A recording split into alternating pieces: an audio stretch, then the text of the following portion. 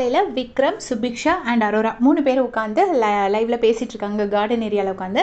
அப்போ வந்து வியானாவோட எவிக்ஷன் பற்றி ஃபஸ்ட்டு விக்ரம் பேசுகிறாரு. அப்போ அரோரா ரொம்ப ஸ்வீட்டாக ஒரு விஷயம் சொல்கிறாங்க. ஆமாம், வியானா வந்து கொஞ்சம் கொஞ்சம் பேசினா அதுக்காக நாமினேட் பண்ணாங்க.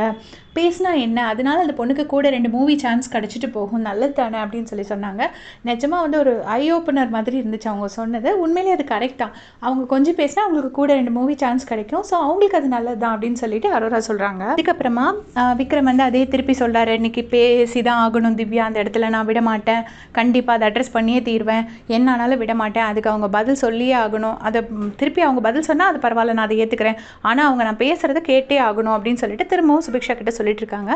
சொன்னதுக்கப்புறமா என்ன சொல்கிறாருன்னா, இந்த மாதிரி அரோரா சொல்கிறாங்க, நேற்று வந்து கன்னியக்காவோட எவிக்ஷன் கார்டு காமிச்ச உடனே பாரு வந்துட்டு கிளாப் பண்ணி சிரிச்சா அப்படின்னு சொல்லிட்டு, எனக்கு அதை சரி அது அவங்களோட கேம், ஆனாலும் ஒருவேளை சாண்ட்ரா ஜெயிச்சதுக்காக கூட வந்து அவங்க கிளாப் பண்ணியிருக்கலாம் அப்படின்னு சொல்லிட்டு சுபிக்ஷா சொல்கிறாங்க. உடனே அப்படி கூட இருக்கலாம், இருந்தாலும் அந்த இடத்துல கிளாப் பண்ணக்கூடாது, நானாக தான் பண்ண மாட்டேன் அப்படின்னு சொல்லிட்டு அரோரா சொல்கிறாங்க.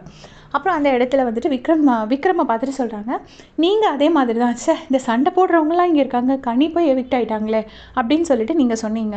ஸோ எனக்கு வந்து அந்த இடத்துல பாரும் நீங்களும் ஒன்று மாதிரி தான் இருந்துச்சு, ரெண்டும் வேறு வேறு இது அவ்வளோதான் அப்படின்னோடனே விக்ரம் சொல்கிறாரு, இல்லை எனக்கு உண்மையிலே தோணுச்சு, இதனால் மக்கள் என்ன தப்பாக நினச்சா கவலை இல்லை, நான் என் மனசாட்சிக்கு என்ன தோணுதோ நான் அதை தான் பண்ணுவேன், எனக்கு அந்த இடத்துல அது கரெக்டுன்னு தான் பட்டுச்சு அப்படின்னு சொல்லிட்டு விக்ரம் சொல்கிறாரு. உடனே அரோரா சொல்கிறாங்க, இல்லை அது அந்த இடத்துல சொல்லக்கூடாது, அப்போ தான் ஒருத்தவங்க சேவ் ஆகிருக்காங்க, அதனால நீங்கள் அந்த இடத்துல சொல்லக்கூடாது அப்படின்னு சொல்லிட்டு அரோரா சொல்கிறாங்க. உடனே விக்ரம் சொல்கிறார், அப்போ 2 நாள் கழிச்சு சொன்னால் எல்லோரும் ஏற்றுப்பாங்களா, ஏற்றுக்கலைனாலே எனக்கு கவலை இல்லைங்க, இதனால் மக்கள் என்னை வெளியே அனுப்புவாங்களா, அனுப்பட்டும், நான் அப்படி தாங்க, என்னோட பழக்கம் அதுதான் அப்படின்னு சொல்லிட்டு சொல்கிறாரு. இப்போவும் சொல்கிறேன், கனியை விட திவ்யா சாண்ட்ரா என்ன பண்ணிட்டாங்க, திவ்யா சாண்ட்ரா கண்டிப்பாக ஒர்த்து கிடையாது, அவங்க எதனால இங்கே இருக்காங்க, அதனால எனக்கு அது தோணுச்சு, அதனால நான் சொன்னேன். இப்போ இதை தான் நான் நிறைய இடத்துல சொல்லுவேன், வினோதுக்கு அக்செப்டன்ஸ் இல்லை, திவ்யாவுக்கு அக்செப்டன்ஸ் இல்லைன்னு அந்த ரெண்டையும் கொஞ்சம் எக்ஸ்ட்ராவாக சொல்லுவாங்க எல்லாரும். இதை தான் நான் எப்பயுமே ஃபீல் பண்ணியிருக்கேன். விக்ரம் எந்த இடத்துலையுமே அக்செப்ட் பண்ணது கிடையாது. ஈவன் அது அந்த எந்த கண்டஸ்டனுமே இந்த மாதிரி அக்செப்ட் பண்ண மாட்டாங்க. ஆனால் வந்து அதை அவங்கள வந்து ஹைலைட் பண்ணி வெளியில் சொல்கிறாங்க.